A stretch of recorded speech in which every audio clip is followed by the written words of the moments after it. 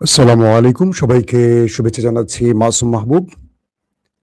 প্রিয় দর্শক, দেখছেন ওপেন দ্য ইউটিউব চ্যানেল এবং মাসুম মাহবুব ফেসবুক পেজ। ইরানকে এই মুহূর্তে ভয় পাচ্ছে দুটো দেশ। তারা দুটো বিষয় কনফার্ম হওয়ার চেষ্টা করছে যে ইরান কি নিউক্লিয়ার বোমা বানিয়ে ফেলেছে কিনা। কারণ আমেরিকা ইরানকে যে শর্তগুলো দিচ্ছে, ইরানের সমৃদ্ধকরণ ইউরেনিয়াম আমেরিকার হাতে তুলে দিতে হবে, আর এই বিষয়টি ইরান কোনোভাবে যে রাজি হচ্ছে না, এখান থেকেই আমেরিকার সন্দেহের বড় কারণ সৃষ্টি হয়েছে। ২ নম্বর, ইসরায়েল ইরানের মধ্যে অ্যাটাক করে বোঝার চেষ্টা করছে যে ইরান আদৌ নিউক্লিয়ার তৈরি করে ফেলেছে কিনা। কারণ এই দুটো দেশের গোয়েন্দা মাধ্যমগুলো বলছে ইরান ৬০% ইউরেনিয়াম তৈরি করেছে, বা এটাকে কি বলে, পরিশোধিত করেছে। তো এখান থেকে ৯০% খুব দ্রুত করা সম্ভব, চাইলে ১৫ দিনের মধ্যেই সম্ভব। তো এই জায়গাটা তারা বোঝার জন্য নানান রকম খেলা খেলছে। আমি আপনাদের ইরানের হাতে নিউক্লিয়ার আছে কি নেই তার কিছু তথ্য দেব, যেটা দিকে আপনারা কিছু হলেও অনুমান করতে পারবেন। পাশাপাশি আজকের লেটেস্ট খবর, ইরানের পররাষ্ট্রমন্ত্রী আব্বাস আরাকচি তিনি পৌঁছে গেছেন পাকিস্তানে।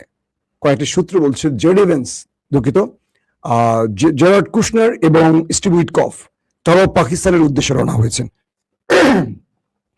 তো এই পর্যায়ে আরো গুরুত্বপূর্ণ খবর পাওয়া গেছে, ইসরায়েলে হঠাৎ করে আমেরিকান রিফুয়েলিং ট্যাঙ্কার একটার পর একটা এসে পৌঁছচ্ছে। তার মানে লড়াই আবারও শুরু হতে যাচ্ছে, এমনটি আশঙ্কা করা হচ্ছে। দর্শক, চলুন আমি আপনাদেরকে খবরগুলো দেওয়ার চেষ্টা করি। অদ্ভুত, ফেসবুকে আজকে দর্শক এত কম কেন? ফেসবুক নিয়ে খুব ভেজালে আছে, ঠিক মতো নোটিফিকেশন দিচ্ছে না। এই সংবাদগুলো তারা ডাউন করে রাখে কেন বুঝি না। প্রিয় দর্শক, প্রথম যে খবরটি দিয়ে আমি শুরু করতে চাই সেটা হলো, পাকিস্তানের পৌঁছে গেছেন ইরানের পররাষ্ট্রমন্ত্রী আব্বাস আরাকচি। ইরানের পক্ষ থেকে বলা হয়েছে তিনি আমেরিকার সাথে কোনো আলোচনার জন্য আসেননি, তিনি আসছেন ত্রিপক্ষীয় কিছু মিটিং সারবার জন্য। ত্রিপক্ষীয় বললাম কেন? তিনি পাকিস্তানের পর যাবেন ওমান এবং ওমানের মাস্কাট, এবং যাবেন রাশিয়ার। তো এই ৩টি দেশ তিনি ঘুরবেন। তো এই ৩টি দেশ থেকে ইরান তার গুরুত্বপূর্ণ কিছু বার্তা আছে, এগুলো পৌঁছবেন। তো প্রথম ধাপে তিনি পাকিস্তানে এসছেন, ইতিমধ্যে পৌঁছে গেছেন। তাকে রিসিভ করেছে বিমানবন্দর থেকে পাকিস্তানের পররাষ্ট্রমন্ত্রী ইসাকদার এবং সেনাপ্রধান আসিম মনির। তারপরও কিছু তথ্য এরকম এসছে যে পাকিস্তান চাইছে এখান থেকে যে কোনো ভাবে দু দেশের মধ্যে একটা আলোচনা হোক, এবং সেই আলোচনার মধ্যে দিয়ে একটি শান্তির দ্বার উন্মোচিত হোক। তাই পাকিস্তানের পক্ষ থেকে মার্কিন যুক্তরাষ্ট্রকে গ্রিন সিগন্যাল দেওয়ার পর হোয়াইট হাউস থেকে ডোনাল্ড ট্রাম্প পাঠাচ্ছেন তার দুজন প্রতিনিধিকে, একজন স্টিভ উইটকফ, একজন জয়ার্ড কুশনার। প্রশ্নটা আবার তখন আসে যে এই দুজন ব্যক্তিকে কেন বারবার পাঠাচ্ছেন, যারা এর আগেও ফলপ্রসূ আলোচনা করতে পারেননি। আবার বলা হচ্ছে এই দুজনই ইহুদি লবির লোক, ইসরায়েল সংশ্লিষ্ট ব্যক্তি। তৃতীয় যে ব্যক্তি ছিলেন ভাইস প্রেসিডেন্ট জেডি ভেন্স, তিনি আবার ইসরায়েল বিরোধী মনোভাবের লোক। আপনারা জানেন যে এর আগে নেতানিয়াহুর সাথে তার প্রকাশ্যে হটটক হয়েছে, বাকবিতণ্ডা হয়েছে। কিন্তু বারবারই ডোনাল্ড ট্রাম্প পাঠাচ্ছেন ওই দুজন ব্যক্তিকে যারা ইহুদি লবির বা ইহুদি সংশ্লিষ্ট ব্যক্তি বা স্বার্থ রক্ষার ব্যক্তি, স্টিভ উইটকফ এবং জেরার্ড কুশনার। কুশনার হল ডোনাল্ড ট্রাম্পের জামাতা। কিন্তু এখন পর্যন্ত জেডি ভেন্সের সফর অনিশ্চিত, এখন কনফার্ম না কখন তিনি আসবেন, আদৌ আসবেন কিনা। প্রশ্ন হতে পারে যে ইরানের সাথে আলোচনায় বারবার আমেরিকার মতো একটি দেশ কেন ইহুদি সংশ্লিষ্ট বা ইহুদি স্বার্থ রক্ষাকারী দুজন ব্যক্তিকে পাঠাচ্ছে? নাম্বার 1। নাম্বার 2, ইরান বলছে যে তারা আমেরিকার সাথে কোনো বৈঠকে আসেনি। ইরান মূলত পাকিস্তানের সাথে গুরুত্বপূর্ণ বৈঠক স্বার্থে আসছে। পাকিস্তান তাদের প্রতিবেশী দেশ, তাদের সাথে তাদের অনেকগুলো স্বার্থ সংশ্লিষ্ট ব্যাপার আছে। কারণ পাকিস্তান এমন এক ইরানকে চায়, দুর্বল ইরান নয়, একটি শক্তিশালী ইরান। কারণ প্রতিবেশী দুর্বল ইরান হলে পাকিস্তান অনেক রকম সমস্যা পড়বে। যেমন দুর্বল আফগানিস্তানের জন্য ভারতের পরামর্শে বা ভারতের কূট চালে আফগান থেকে পাকিস্তানের মধ্যে একাধিকবার বা বারবারই আক্রমণ করা হয় এবং দুই দেশের মধ্যে যুদ্ধ লেগে গেছে। আর শক্তিশালী ইরান হলে দেখা যাবে বেলুচিস্তান সীমান্ত বা পাকিস্তান ইরান যে সীমান্ত রয়েছে, এই জায়গাগুলো পাকিস্তান মোটামুটি কন্ট্রোল করতে পারবে শক্তিশালী ইরানের জন্য। আর যদি দুর্বল ইরান হয়, এখানে সন্ত্রাস ছড়িয়ে পড়বে, ভিন্ন দেশ এখান থেকে পাকিস্তানকে বারবারই অশান্ত করার সুযোগ পাবে। পাশাপাশি দুর্বল ইরান হলে আমেরিকা এই ইরানের উপর খবরদারি করতে গিয়ে মুসলিম বিশ্বের মধ্যে আরো অশান্তি তৈরি করবে, যেটা পাকিস্তান চায় না। পাকিস্তান তাই চায় একটা শক্তিশালী ইরান। বলা হচ্ছে যে এই কারণগুলোতে পাকিস্তানের আর ইরানের মধ্যে কিছু গুরুত্বপূর্ণ বৈঠক হবে। তবে যেহেতু হোয়াইট হাউস থেকে উড়ে আসতে যাচ্ছে এরকম তথ্য আসছে মার্কিন প্রতিনিধি, তার মানে এখানে একটা বৈঠক হতে পারে। পাশাপাশি ওমানের মাস্কাটে যাওয়ার আরেকটি কারণ হলো আব্বাস আরাকচির যে গালফ যে হরমুজ প্রণালী নিয়ে দুটো দেশের মধ্যে দ্বন্দ্ব। আপনারা জানেন যে হরমুজ প্রণালীর একটি অংশ, একটা পাশ, একটা সাইড হলো ইরানের, অন্য পাশটা হলো ওমানের। আর আমেরিকা তার যেই যুদ্ধ বলে কি বলে ওয়ারশিপ গুলো এবং যে অবরোধটা তৈরি করেছে আমেরিকা, সেটা কিন্তু ওমান সাগরের মধ্যে, অর্থাৎ ওমান মানে ওমানের অঞ্চলে, ওমানের জলসীমায় ঢুকে সেখানে অবরোধ করে বসে আছে কে? আমেরিকা। তো এই মুহূর্তে ইরান ওমানের সাথে বৈঠক করবে এই কারণেই যে ওমানকে নিয়েই আমেরিকাকে এখান থেকে খেদাবে। তাই এই ওমান সফরটি গুরুত্বপূর্ণ ইরানের জন্য। পাশাপাশি রাশিয়ার সাথে গুরুত্বপূর্ণ বৈঠক আছে, সার্গেই ল্যাভরভ এবং ভ্লাদিমির পুতিনের সাথে দুটো বৈঠকের কথা আছে আব্বাস আরাকচির। সেখান থেকেও ইরান তাদের কিছু বার্তা দেবে এবং রাশিয়ার কিছু বার্তা অ্যাকসেপ্ট করবে। সবকিছু মিলে এই সফরটি গুরুত্বপূর্ণ। দর্শক, আর 2 নম্বর যে গুরুত্বপূর্ণ খবর সেটি হলো হঠাৎ করে ইসরায়েলের কিছু ভিডিও লিক হয়েছে। কোনো ব্যক্তিগত মানুষ হতে পারে বা যে কেউ মোবাইলে ধারণ করতে পারে। তো এই ভিডিওগুলো রিলিজ করে বলা হয়েছে যে একজন লিখছেন যে থাম্বনেইলে বলছে নিউক্লিয়ারের কথা। জি, নিউক্লিয়ারের কথা বলবো। দুটো আজকের খবর দেই, তারপর নিউক্লিয়ারের খবরে আসবো ভাইয়া। তো এখন বিষয়টা হলো হঠাৎ করে সেখানে মার্কিন বেশ কিছু রিফুয়েলিং ট্যাঙ্কার বিমান দেখা গেছে। আপনাদের মনে আছে এর আগে সৌদি আরবে এবং কুয়েতে মার্কিন রিফুয়েলিং জাহাজ বা বিমানকে ধ্বংস করেছিল ইরান তার ড্রোন এবং মিসাইল দিয়ে। তো এবার ইসরায়েলের ভেতরে একাধিক মার্কিন রিফুয়েলিং ট্যাঙ্কার বিমান দেখা গেছে এবং আরো কিছু বিমানের আনাগোনা বেড়েছে। তার মানে আমেরিকা এবং ইসরায়েল ইরানের বিরুদ্ধে আরেকটি যুদ্ধের জন্য প্রস্তুতি নিচ্ছে, এটার মোটামুটি ইঙ্গিত মিলছে। প্রশ্ন হলো, একদিকে আলোচনার টেবিল সাজাচ্ছে, অন্যদিকে আমেরিকা ইসরায়েল যুদ্ধের জন্য প্রস্তুতি নিচ্ছে, এটা কিসের ইঙ্গিত?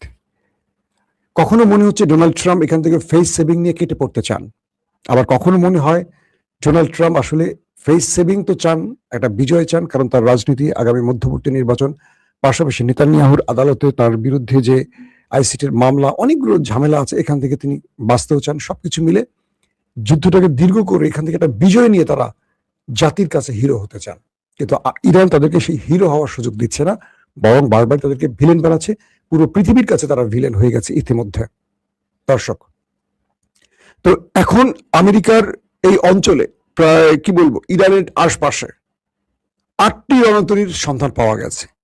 3টি তো আমরা বলেছি আপনাদের, জেরার্ড আর ফোর্ডস, একটি হলো জর্জ ডব্লিউ বুশ, একটি হলো আব্রাহাম লিঙ্কন, পাশাপাশি আরো বেশ কয়েকটি, মোট 8টি রণতরীর সন্ধান মিলছে ইরানের আশপাশে। তার মানে কি, এক একটা রণতরী ব্যাগ, মানে এটা ছোটখাটো দেশ চালানোর মতো একটা বিশাল টিম কাজ করে। কেবল যারা বাবুর্চি তাদের সংখ্যাই কয়েক শত। তার মানে ভেতরে কত নাবিক, কত ফাইটার, কত যোদ্ধা, কত যুদ্ধ বিমান, কত ড্রোন, কত কিছু থাকে। তো এরকম 8টি রণতরী ইরানের আশপাশে থাকার অর্থ হলো আমেরিকা একটা বড় যুদ্ধের প্রস্তুতি নিয়ে এগিয়ে আসছে। এখন ইরান এখান থেকে কিভাবে নিজেকে ফেস করবে, বা ইরান কি আদৌ লম্বা যুদ্ধের জন্য প্রস্তুত, সেই বিষয়গুলোতে সামনে আমাদের কাছে স্পষ্ট হবে। দর্শক, যে খবরটির জন্য ওয়েট করছেন, আমেরিকা এবং ইসরায়েলের মূল টেনশনের কারণ ইরান কি নিউক্লিয়ার তৈরি করে ফেলেছে? এই প্রশ্নের উত্তর তাদের এজেন্সি আসলে জানে না। কারণ খামেনি যুগে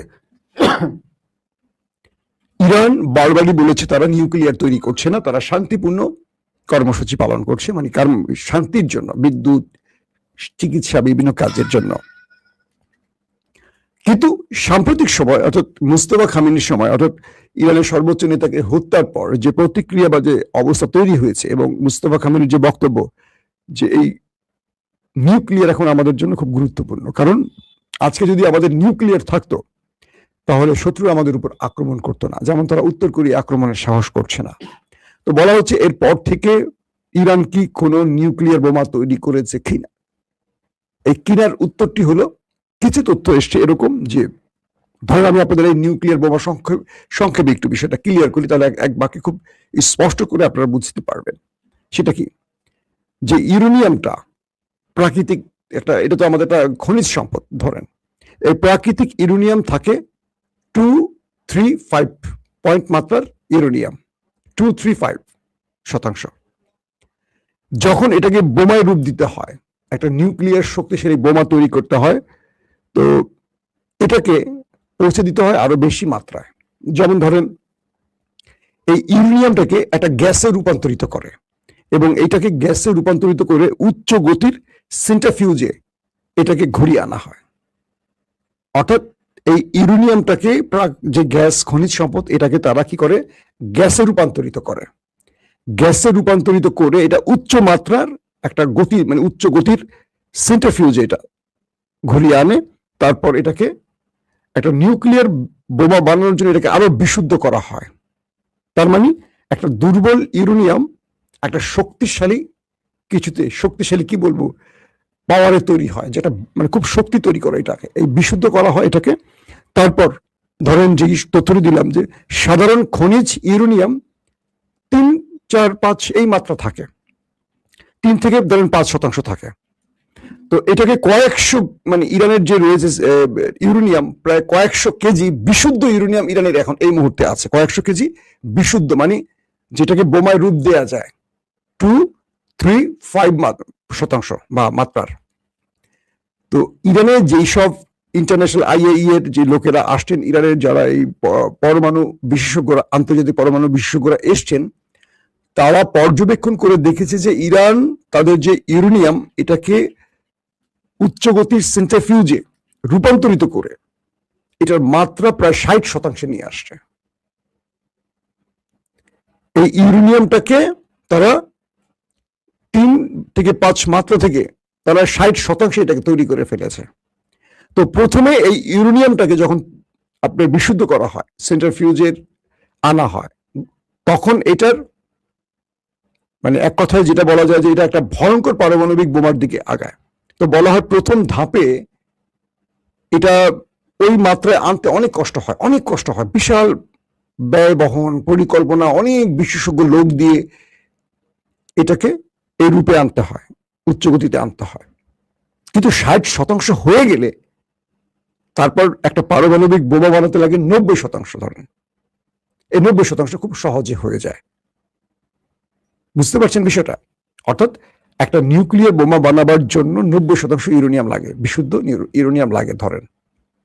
কিন্তু এটি যখন 3-5 মাত্রা থাকে, তখন এটা হয় বিদ্যুৎ প্রকল্পের, চিকিৎসা, মানে প্রয়োজনীয় কাজের জন্য। ইরান এটাকে 60% নিয়ে আসছে, এবং কয়েকশো কেজি, 1-2 না, কয়েকশো কেজি বিশুদ্ধ, মানে 60% বিশুদ্ধ ইউরেনিয়াম ইরানের কাছে আছে এখন। তো 60% থেকে এটা 90% করা খুব সিম্পল ব্যাপার, ইরানের জন্য একেবারে খুব অল্প সময়ের কাজ।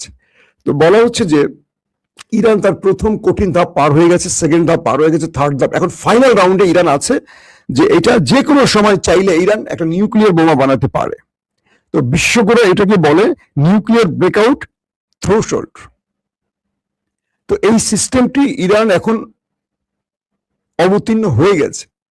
তো মুস্তফা খামেনি আসার পর ইরান কি এখনো 60% ইউরেনিয়ামে আছে, নাকি 90% পৌঁছে এটাকে বোমা বানিয়ে ফেলছে, এটা নিয়ে এখন আমেরিকা ইসরায়েলের দারুণ টেনশন। এখন বলা হচ্ছে যে ইরানের যে সেন্ট্রিফিউজ গুলো আছে, আমেরিকা বা ইসরায়েল যেই তথ্যগুলো জানে, ইস্পাহান, ফোর্দো, কিংবা কি বলে আরো কয়েকটি আছে, যে 3টি প্রকল্পের নাম তারা জানে। তো ইস্পাহান একটি এর মধ্যে আছে, ফোর্দো একটি আছে। তো এই জায়গাগুলোর বাইরে ইরানের গোপন মাটির নিচে আরো থাকতে পারে, যেগুলো কেউ জানে না বলা হচ্ছে। কারণ আমেরিকা যখন বাংকার ব্লাস্টার বোমাগুলো মেরেছে, 3টি নিউক্লিয়ার সাইট ধ্বংস করার দাবি করেছে, কিন্তু ইরানের নিউক্লিয়ারের একটা পশমও ছেঁড়া যায়নি, উপরিভাগের কিছু ক্ষতি করেছে তারা। এরপর এবার যে 40 দিনের লড়াই হলো, এই লড়াইতেও ব্যাপক হিট করেছে নিউক্লিয়ার সাইটগুলোকে টার্গেট করে, সেখানেও তারা শান্ত হয়নি।